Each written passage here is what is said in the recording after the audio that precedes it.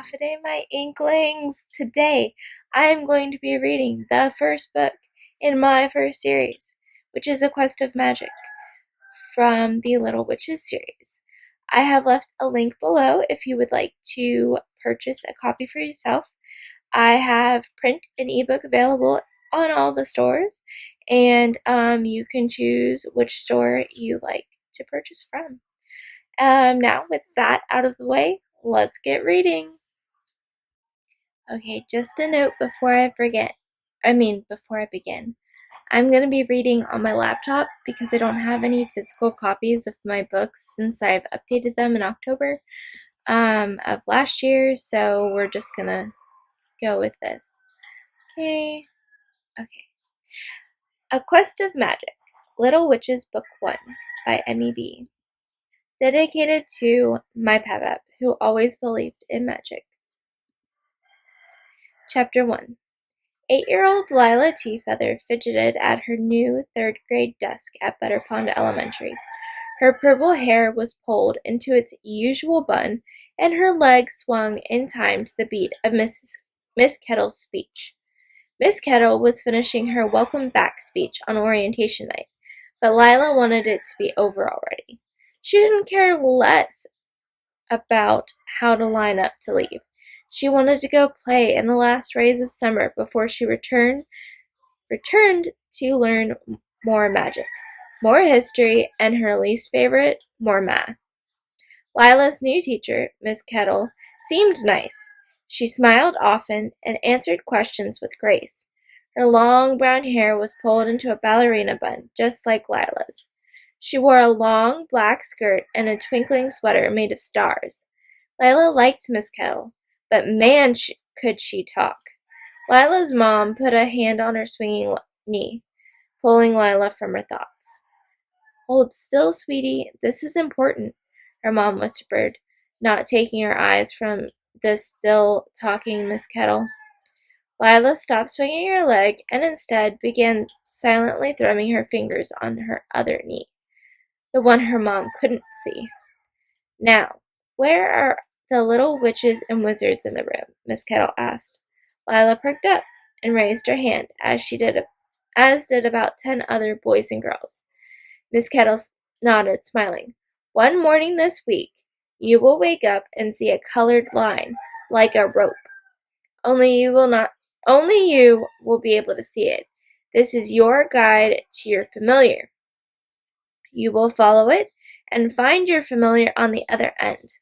Miss Rogers told me that you've been trained in the lasso spell. I want you to continue practicing that spell because that's how you're going to catch your familiar. You'll have until the end of this week to bond with your magical companion. After that, the guide magic will fade until next year." A girl with messy red hair raised her hand. Her hand trembled as she waited for Miss Kettle to call on her. Lila could see wings peeking up around from her chair. A fairy. "Excuse me, Miss Kettle, but what is a familiar?" Miss Kettle gave the girl an encouraging smile. "Thank you for asking, Melody. I forgot non-witches and wizards wouldn't know what familiars are. Who else is confused?" Several hands raised, and she nodded. "In the future, if you have questions, please ask. It's brave to admit you don't know. Plus, your classmates may have the same question. All right?" Everyone nodded. Familiars are a witch or wizard's animal companion for life. They are creatures with a magical bond to one specific witch or wizard. Before the 3rd grade, the bond between a witch or wizard and their familiar is faint, like a pencil line. When your classmates catch their familiars this coming week, it will make the bond stronger, like drawing over the pencil with a marker. Does that make sense? The students nodded. A buzzing energy came off the witches and wizards' nerves and excitement. Lila could feel it coming off of her, too, making her fingers thrum faster. She and her friends wanted to find their familiars since kindergarten.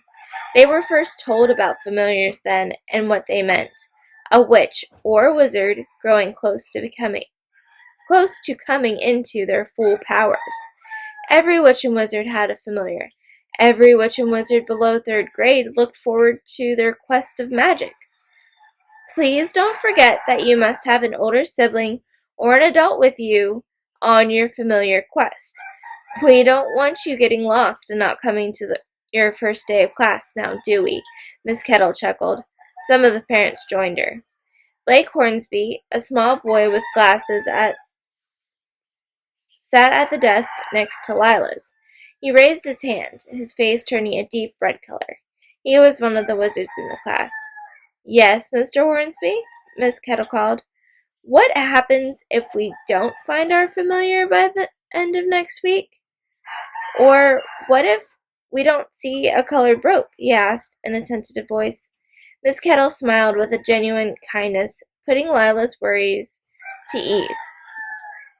You get to try again next year, dear. It's no big deal. She winked at him. Okay, that's it for today. Please line up the way I instructed for school. Miss Kettle went to the door, waiting for all of her students to fall in line. Oh, I almost forgot. On Monday, I would like a paragraph about your familiar and a picture to match. For the rest of the class, I would like a paragraph about your summer and a picture of your favorite activity. The students groaned. Miss Kettle chuckled and opened the door, letting the first students and their parents escape. Lila was in the back of the line with her bestest friends, Kirby Sweet and Ruby Watson, waiting to be let out too. Their parents were talking to each other. Aren't you so excited? Kirby said, jumping, her brown cloud of curly hair bouncing with her. I am. Uncle Lenny is going to be my familiar buddy. Yes! Exclaimed Ruby. I have been waiting all summer for this. I've been practicing my lasso spell every night on my big sister Tina's cat. She's going to be my familiar buddy. Who's yours, Lila? My cousin Mira. She's 12. Mom and Dad have to work. Goodbye, children. Have a good rest of break, and remember to keep practicing those lasso spells. Miss Kettle told the girls as they went out the door. Yes, Miss Kettle, have a good break, the girls said in unison. Lila, Ruby, and Kirby walked ahead of their parents in the direction of their homes. What kind of familiar do you think you're going to have? Ruby asked. I don't know, but I hope it's something pretty, like a butterfly, Kirby said, spinning. Kirby, Ruby, and Lila lived on the same street, only separated by a couple of houses. How are you going to catch a butterfly with your lasso spell? Lila asked. Butterflies are really small. I've been practicing on all sorts of objects. Uncle Lenny said I needed to know how to focus my spell in case I got something small, like a lizard. Kirby answered, still spinning. Whoa! Too fast. Kirby started to fall, but Ruby and Lila caught her, used to Kirby's antics. Kirby and Ruby kept talking as they walked.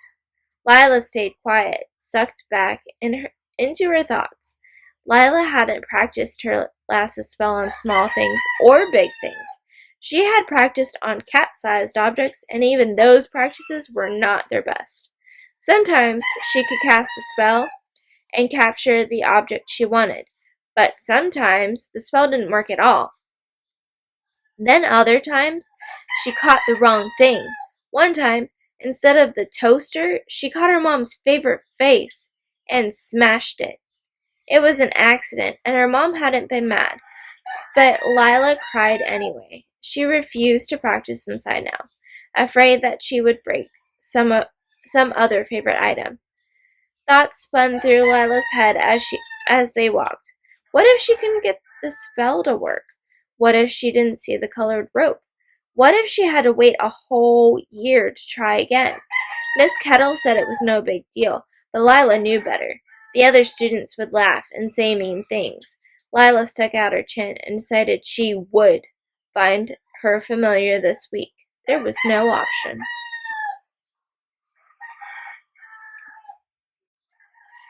Chapter 2. Lila practiced her lasso spell from the time she got home until dinner, and then she practiced some more. She only stopped when her mom called her in for bed. You've been practicing your lasso spell quite a bit today. Are you excited to find your familiar? Lila's mom asked, tucking Lila's covers around her. Lila nodded, a lump in her throat. You've been practicing your lasso spell quite a bit today. Are you excited to find your familiar? Lila's mom asked, tucking Lila's covers around her. Lila nodded, a lump in her throat. She was going to cry. She was... Lila nodded, a lump in her throat. She was not going to cry. She was a grown-up girl now, and grown-up girls didn't cry, right? What's wrong? Lila's mom asked, her eyebrows furrowed, causing wrinkles on her forehead. How did moms always know when something was wrong? It was like they had extra magic. Special mom magic. Nothing, Lila lied. I think there is something wrong, and I would be willing to bet my broomstick it has to do with your familiar hunt, Lila's mom said, sitting beside her. Tell me what's wrong, hun. It does no good bottling up your fears. They'll eat you from the inside out. A tear slipped down Lila's cheek, then another and another, until there was a river of tears rolling down her face. What if I don't catch my familiar? What if I don't see the colored rope? What if my lasso spell doesn't work? Lila sobbed. Oh, my sweet girl, Lila's mom said. She pulled Lila into her lap and snapped her fingers. A tissue appeared, and she gave it to Lila. Those are a lot of ifs. She paused while Lila wiped her face with the tissue. Button, Lila's mom's familiar, jumped on Lila's bed and began rubbing his back along hers, back and forth, purring all the while. This made Lila feel so loved that she started crying harder. If any of those things happen, you can just try again next year. But everyone at school will make fun of me. I heard a 5th grade boy was teased so horribly by the other kids that he had to stay home to learn spellcraft. I don't want that to be me, Lila cried. Lila's mom squeezed her tighter. You know, I was just as scared of messing up when I went on the quest. My dad told me a story, and I wasn't so nervous about failing anymore. What was the story? Lila asked. If the story helped her mom, maybe it would help her, too. You know about the greatest wizard, right? Lila nodded again. Yes, he's the one that helped create peace between the magicals and humans. Yep. Well, when he was in the 3rd grade, he went on his familiar hunt, just like I did, and just like you will. He searched and searched all week, but couldn't find his familiar. He had to try again the next year, and still wasn't able to capture his familiar. Finally, when he was 11 years old, he captured his phoenix familiar, and he is the most powerful wizard of our time. He had to wait 2 years? Didn't people make fun of him? Lila asked, amazed. Lila would rather hide in a hole than have to go through 2 years of teasing. Yeah, he was teased, but he also has one of the most powerful familiars. Besides, he probably turned them all into toads, Lila's mom told her. Lila stared at her, wide-eyed and open-mouthed. Lila's mom laughed. I'm just kidding. I'm pretty sure he didn't turn anyone into a toad. That was just how Granddad finished the story when he told me. Did it help? Sort of. I'm still not a fan of people making fun of me, but I guess I can turn them into toads later. It might be okay. Sort of. I'm still not a fan of people making fun of me, but I guess if I can turn them into toads later, it might be okay, Lila told her mom. It was her mom's turn to stare at her. Lila laughed. I'm joking, Mom. You better be, she said, leaning down to kiss Lila's forehead. Good night, my sweet. Good night, Mom, Lila said. She settled into the bed, nestling under the comforter, and pretended to sleep. Her mom turned off the lights and closed the door, but Lila wasn't going to sleep. She crept out of the bed and slid into her closet, muttering the lasso spell a couple more times and attempting to catch her shoes. that's going to finish today's reading. We'll finish the rest next week. Thank you for watching. Again, the link is in the description below if you are interested in purchasing the books. They're in ebook and paperback. And please like and subscribe this video. And yeah, I post 2 videos a week. One is going to be the reading, and then the second one is a day in the life vlog, which is kind of documenting my writing and productivity journey. Thank you again, my Inklings, and I will see you in the next one. Bye.